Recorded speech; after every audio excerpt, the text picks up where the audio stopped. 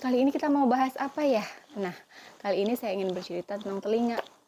Adapun sebelum kita membahas ada sakit apa sih di telinga, kita bisa melihat dulu anatomi dan fisiologi atau struktur dan fungsi dari telinga kita. Ada yang sudah tahu? Oh iya, benar sekali.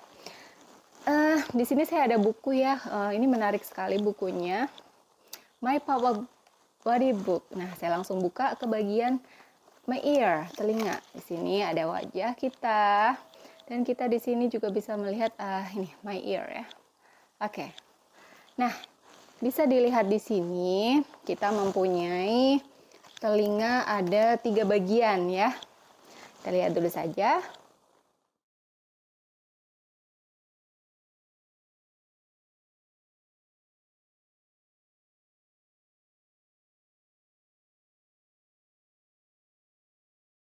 Yang pertama, kita bahas dulu telinga luar atau disebut outer ear. Struktur telinga ini terbentuk dari auricula atau daun telinga. Dia dibentuk dari tulang rawan yang pastinya elastis. Elastis tuh gampang ditekuk-tekuk ya, gampang dibengkokkan seperti itu. Sehingga dia mempunyai fungsi yang elastis atau yang fleksibel untuk menangkap suara. Nah, dan kita juga di telinga bagian luar ini ada namanya kanal atau saluran pendengaran eksternal. Kita sebut saja liang telinga atau ear canal, yang dibentuk juga oleh tulang rawan dan ada juga tulang temporal. Tulang temporal itu ini tulang kepala yang bagian samping temporal. Ukurannya sekitar 4 cm dari telinga terluar ke membran timpani atau yang disebut sebagai gendang telinga. Ya, selain struktur tersebut, di telinga luar ini juga ada beberapa saraf sensorik, diantaranya saraf aurikuler, kemudian saraf oksipital, saraf trigeminal, saraf fasial, dan saraf vagus. Saraf trigeminal, fasial, dan vagus ini merupakan saraf yang muncul dari saraf kepala atau saraf kranial yang langsung terhubung ke otak pastinya. Nah, sedangkan saraf aurikular dan oksipital adalah komponen dari saraf tulang belakang. Kemudian kita bertanya dong, apa aja sih masalah masalah kesehatan yang bisa muncul atau bisa terjadi di telinga bagian luar ini. Yang sering terjadi adalah otitis eksterna atau peradangan pada telinga eksterna. Bisa terjadi karena apa aja? Karena kotoran ya, karena kotoran menumpuk, karena di situ kan masih dilapisi oleh kulit ya, yang rawan terkena jerawat juga.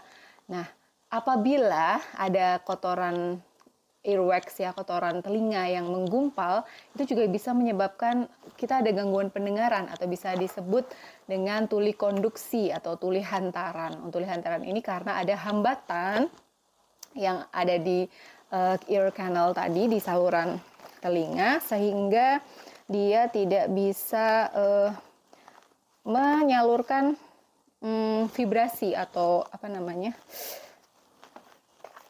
suara tadi ya, menyalurkan suara ke dalam telinga. Nah, agak ribet ya saya. Jadi masalahnya adalah ketika ada kotoran di sini, dia bisa menghambat suara untuk masuk ke dalam, untuk diterjemahkan oleh saraf kranial kita untuk menerjemahkan ini suara apa sih. Jadi karena dia gelombangnya aja nggak bisa masuk gitu. Jadi gimana bisa menerjemahkan gitu ya. Cara kerja telinga kita itu berdasarkan gelombang suara ya, gelombang suara masuk ke telinga. Ada suara masuk dari telinga luar, ditangkap ya oleh telinga bagian luar, kemudian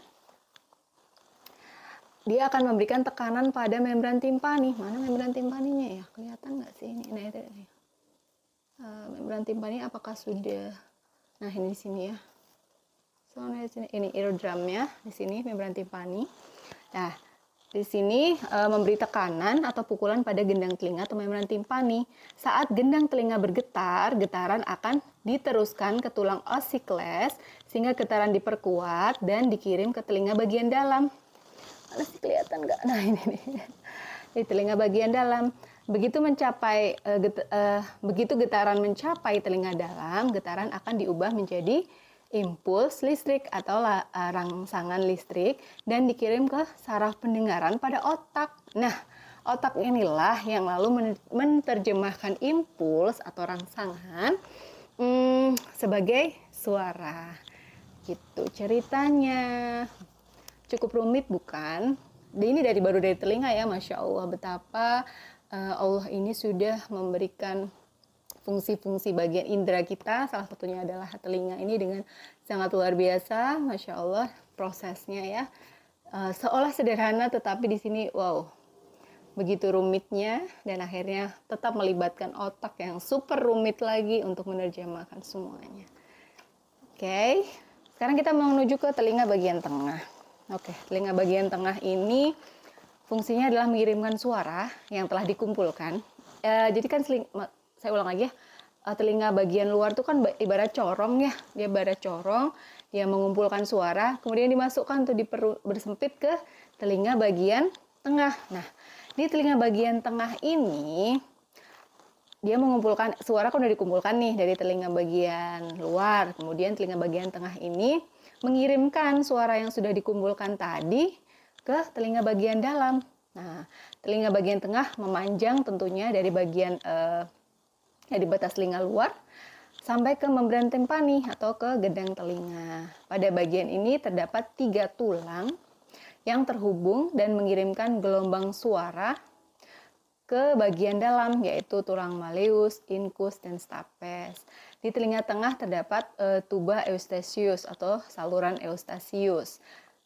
Apa tuba eustachius itu? Ialah bagian telinga yang menghubungkan telinga tengah dengan hulu kerongkongan dan hidung atau disebut nasofaring. Nah, inilah kenapa kalau kita ada masalah pada hidung, misal kita flu, pilek, common cold ya, kita sering terjadi juga gangguan di telinga kita. Sering juga terjadi otitis atau peradangan pada telinga bagian tengah. Kenapa? Karena ada tuba eustachius ini, karena memang ada saluran yang menghubungkan antara bagian hidung dan telinga kita. Jadi jangan heran kalau lagi flu, kok telingaku juga nggak enak ya, telingaku kok jadi sakit juga ya, bahkan rasanya kayak sensasi yang nyeri yang terasa di telinga kita. Itu wajar, itu sebuah perjalanan dari penyakit apabila memang tuba eustachiusnya kena gitu, sehingga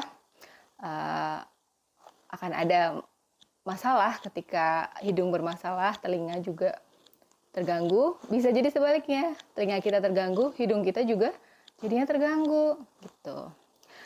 Nah, jadi tadi fungsinya apa telinga bagian tengah setelah mendapatkan aliran suara dari telinga luar atau mengumpulkan suara dari telinga bagian luar? Fungsi dari bagian tengah ini selain menyalurkan apa? Fungsinya adalah menyamakan tekanan di telinga tengah. Gitu. Tekanan yang seimbang ini digunakan atau diperlukan untuk transfer gelombang suara yang tepat. Nah, tadi sudah saya sedikit singgung masalah-masalah yang bisa terjadi atau masalah kesehatannya yang bisa terjadi di telinga bagian tengah, antara lain otitis media, miringitis, peradangan pada membran timpani, kemudian barotrauma, baro itu tekanan, trauma itu apa ya kalau diistilahkan, trauma itu seperti luka mungkin ya, kalau dibilang barotrauma berarti luka ya yang terjadi karena baro tekanan udara, barotrauma. Dan bisa juga sampai terjadinya pecahnya membran timpani, bisa karena penyakit, bisa juga karena trauma atau celaka atau keluka. Misal kita membersihkan telinga terlalu dalam sehingga mengelukai membran timpani. Itulah kenapa kita tidak bisa sebenarnya untuk membersihkan telinga dengan itu nama cotton bud seperti itu. Itu sebenarnya berbahaya kalau sampai masuk ke dalam. Tapi kita diizinkan menggunakan cotton bud apabila hanya terbatas pada ear canal tadi, pada saluran telinga. Jadi terbatas pada telinga bagian luar ya teman-teman. jangan sampai terlalu dalam karena ini bahaya. Kita ada membran timpani atau gendang telinga yang fungsinya menyamakan tekanan tadi. Apabila membran timpaninya terluka atau bahkan sampai bolong atau pecah, itu sangat membahayakan telinga kita. Bahkan bisa terjadi hal-hal negatif lain, misalnya ada keluarnya cairan dari situ, bisa keluarnya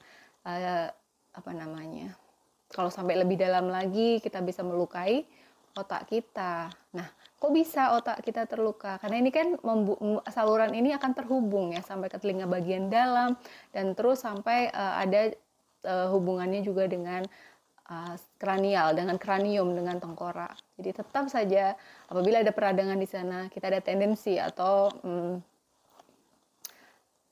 peluang untuk terjadinya infeksi sampai ke kepala kita, ke otak kita ya. Jangan sampai ya. Jadi kita harus sangat berhati-hati.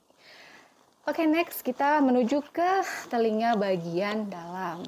Di telinga bagian dalam ini atau inner ear ini fungsinya untuk apa? Membantu keseimbangan tubuh dan menjadi bagian dalam atau the core of our hearing system. Jadi bagian dalam pendengaran juga. Di telinga dalam terdapat 3 bagian utama, yaitu koklea untuk pendengaran serta saluran semisirkular atau labirin dan vestibular untuk keseimbangan. Seperti lihat di gambar tadi ya. So, sekarang kita langsung aja menuju ke masalah apa yang bisa terjadi pada telinga bagian dalam. Sebenarnya sama aja dengan yang sebelum-sebelumnya terjadi, namanya penyakit yang bisa terjadi pada kita itu yang pertama adalah peradangan ya. Itis itu berarti peradangan. Kemudian bisa juga gangguan sensori neural ya, juga bisa terjadi ketika ketika telinga bagian dalam, tepatnya koklea dan atau sarafnya mengalami gangguan. Nah, ini banyak sekali faktor yang bisa mengakibatkan saraf dari sensori neural kita terganggu.